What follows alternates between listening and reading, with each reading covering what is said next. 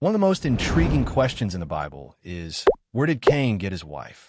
If you've read the book of Genesis, you've probably wondered about this. After Cain killed his brother Abel, he was sent away by God to live in the land of Nod. The Bible tells us Cain went out from the presence of the Lord and settled in the land of Nod, east of Eden. Cain knew his wife, and she became pregnant and gave birth to Enoch. Genesis 4 verses 16 to 17. But here's the mystery. Up to this point, the Bible only mentions Adam, Eve, Cain, and Abel. So, where did Cain's wife come from? Let's explore this question and find a biblical answer. When it comes to Cain's wife, there are two main possibilities. 1. God created another group of people. Some might think that God created other people besides Adam and Eve and placed them in different parts of the world.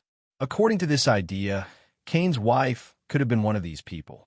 However, this theory doesn't hold up when we look closely at the Bible.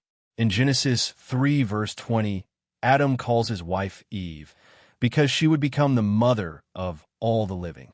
This means Eve is the mother of all humans, not just some, but all.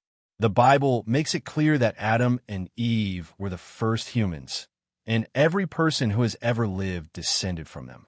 So, the idea that God created another group of people separate from Adam and Eve isn't supported by Scripture. 2. Cain married a relative. The second and more biblically accurate explanation is that Cain married a close relative, most likely his sister. But how is that possible? Let's dig deeper. The Bible doesn't give us a detailed list of all of Adam and Eve's children, but it does provide some clues. In Genesis 5 verse 4, we read, "After Seth was born, Adam lived 800 years and had other sons and daughters." This tells us that Adam and Eve had many children besides Cain, Abel, and Seth. Think about it. Adam and Eve were the first humans, and God commanded them to be fruitful and multiply. Genesis 1 verse 28. They likely had many children over their long lives. In fact, the Bible mentions that Adam lived to be 930 years old. Genesis 5 verse 5. During that time, he and Eve could have had dozens, if not hundreds, of children. So, when Cain went to the land of Nod, he likely married one of his sisters or another close relative. This might sound strange to us today, but it was necessary at the beginning of human history. Today, marrying a close relative is considered wrong and even dangerous because of the risk of genetic disorders.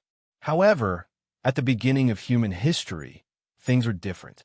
Adam and Eve were created perfect, with no genetic defects. Their children would have also been genetically pure, meaning there was no risk of birth defects or health problems from close relatives marrying. It wasn't until much later, during the time of Moses, that God gave laws forbidding marriage between close relatives. Leviticus 18 verses 6 to 18. By then, the human population had grown, and genetic mutations had begun to occur, making such marriages risky. But in Cain's time, it was not only acceptable but necessary for the human race to grow. Cain isn't the only example of close relatives marrying in the Bible. For instance, Abraham, who lived around 2000 BC, married his half-sister Sarah. Genesis 20 verse 12. This shows that marrying close relatives was still common long after Cain's time. It wasn't until much later that God established laws to prevent it. So, where did Cain get his wife? The most biblically accurate answer is that he married one of his sisters or another close relative.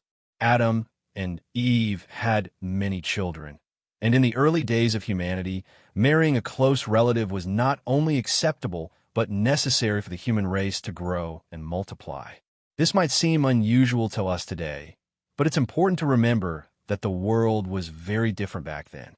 Adam and Eve were the first humans, and their descendants had to marry within the family to fulfill God's command to fill the earth. The story of Cain's wife reminds us that the Bible is a complex and fascinating book. Sometimes, the answers to our questions require a deeper look into the text and an understanding of the historical and cultural context. But one thing is clear. The Bible provides answers to even the most puzzling questions if we're willing to search for them.